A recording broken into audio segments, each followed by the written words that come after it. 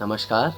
इन सूफ़ी कहानियों की श्रृंखला में आज जिस कहानी को लेकर उपस्थित हुए हैं, ये प्यारी सी कहानी है एक संत की जो इतना सहृदय है, इतना प्रेमी है, इतना सीधा साधा भोला भाला परमात्मा से सदैव जुड़े रहने वाला ऐसा व्यक्ति है कि देवदूतों को देखकर बड़ी लालसा होती है कि इसे हम कुछ वरदान दें, इसे कुछ चमत्कारों का वरदान दें जिससे ये और भी लोगों का भला हो सके।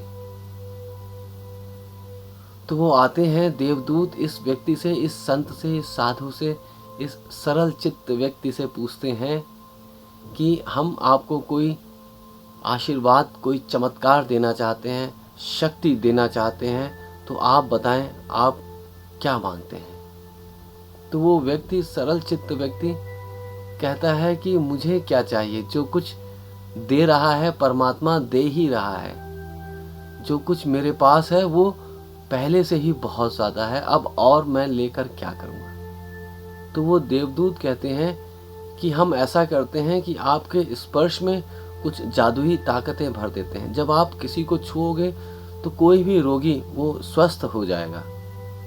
तो व्यक्ति कहता है कि नहीं नहीं, ये तो परमात्मा को ही कर लेने दो, उसी के हाथों से लोगों को ठीक होने दो। तो बोलते ठीक है, जिसको भी तुम आशीर्वाद दोगे उसका सब शुभ मंगल हो जाएगा।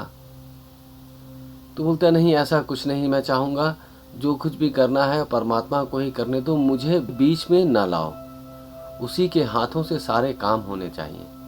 मैं अगर बीच में आ जाऊँगा तो मेरे साथ मेरा मैं भी बीच बीच में खड़ा होने लगेगा, और मैं नहीं चाहता। बहुत मुश्किल से तो वो गलाया गया है, उसे छोड़ा गया है, तुम पुनः उसे जीवित करने का प्रयास ना करो। तो वो देवदूत तो और भी ज़्यादा प्रभावित हो जाते हैं कि हम इसे देने की इतनी कोशिश कर रहे हैं और ये है कि मना पे मना किया जा रहा है। तो वो देवदूत कहते हैं कि आशीर्वाद तो हम दे के रहेंगे, अब ये आपके ऊपर है कि आप जो चाहते हैं वैसा हो, या फिर ज़बरदस्ती आपको कोई शक्ति हम देकर चले जाएंगे। तो व्यक्ति, सरल चित्त व्यक्ति बोलता है कि ठीक है, मैं आपसे सहमत हूँ, आपसे राजी हूँ, आप मुझे शक्ति देना चाहते हैं दें, लेकिन एक शर्त है मेरी कि वो जो भी कुछ होगा वो मेरी परछाई से होगा, मेरी परछाई जिस पर पड़े उसका भला हो जाए, और मुझे इसका पता ना हो, मुझे कभी इसका पता नहीं चलना चाहिए कि मेरी परछाई से कुछ हो रहा है। ऐसी याददाश्त मेरी कर देना कि मुझे बिल्कुल आभास न रहे, मुझे बिल्कुल भान ना हो, मेरी स्मृति में कहीं ये आने ना पाए कि मेरी परछाई से ऐसा कुछ हो रहा है। देवदूत बोलते हैं ठीक है, और उसको आशीर्वाद देकर चले जाते हैं। उसके बाद से फिर तो वो जहाँ जाता उसकी परछाई अगर कहीं बंजर में पड़ती तो पृथ्वी हरी हो जाती, उसमें घास फूस फूल पौधे निकलने शुरू हो जाते। किसी दुखी उदास व्यक्ति पर पड़ती उसकी परछाई तो वो प्रसन्न चित्त हो जाता, उत्सव से भर जाता। इस तरह धीरे धीरे उसकी परछाई से चमत्कार होने शुरू हो गए, लेकिन उसे इसका बिल्कुल आभास नहीं, उसे इसका बिल्कुल भान नहीं। लोग भी अगर उसे बताने की कोशिश करते तो उसे सुन भी नहीं पाता, क्योंकि ऐसा उसने आशीर्वाद लिया था कि उसके विषय में वो कुछ भी नहीं जान पाए। और ऐसा ही होता है, उसकी परछाई के विषय में कोई भी चर्चा होती उसे सुनाई नहीं पड़ती, और उसकी परछाइयों के चमत्कार ऐसे धीरे धीरे बढ़ने लगे। लोग तो उसका नाम ही भूल गए, सब उसे रूहानी परछाई के नाम से जानने लगे। तो ये थी छोटी सी कहानी। तो देखिए, हम अपनी परछाइयों के साथ क्या करते हैं। हमारी तो परछाइयाँ भी किसी को पड़ती हैं तो उसे तकलीफ़ शुरू हो जाती है। हमारी परछाई सिर्फ छाया नहीं, एक ठोस व्यक्तित्व होती है। हमारी परछाई भी हमारी ही तरह पूरी शक्तिशाली होती है और किसी को भी आहत कर देती है। और वहीं ये व्यक्ति है कि पूरे संसार का इससे भला हो रहा है, पूरे गांव का इससे भला हो रहा है, और ये खुद चाहता है कि इसे पता ना चले। और एक और हम हैं कि हम भले ही किसी का भला ना करें, लेकिन हम चाहेंगे कि इस दुनिया में हमारी भलाई का चर्चा खूब होता रहे। हमने कुछ खास किया भी ना हो, लेकिन उसमें चार बातें जोड़कर हम स्वयं ही अपना प्रचार करना शुरू कर देते हैं।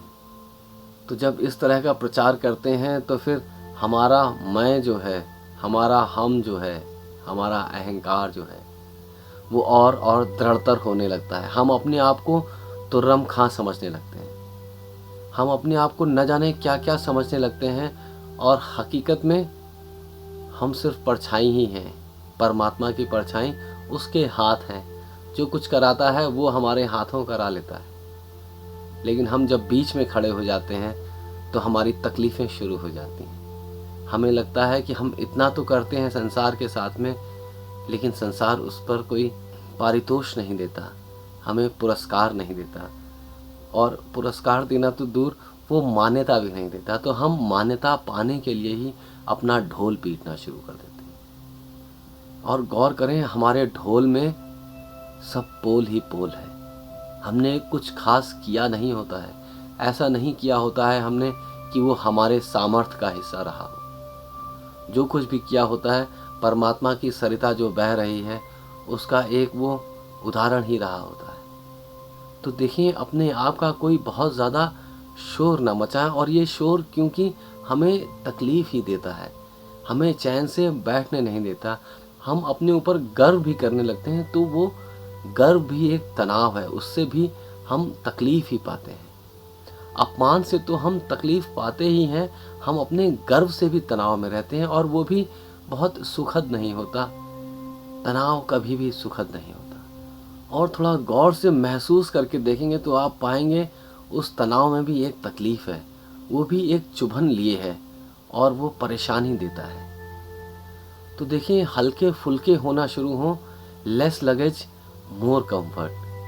कम से कम हम अपने सर के ऊपर सामान रखेंगे, हम बड़ी आसानी से लंबी दूरियां तय कर पाएंगे। और जिसको जितनी दूर तक जाना होता है उसको उतना हल्के फुल्के हो जाना चाहिए।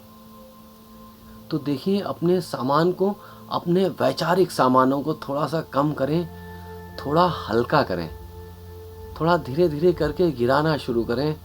तो हम पाएंगे गिरने से जगह बन रही है।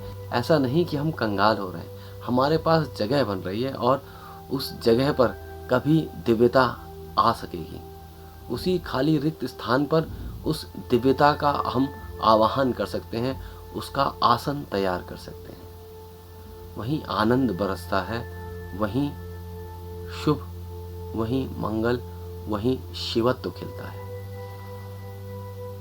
नमस्कार।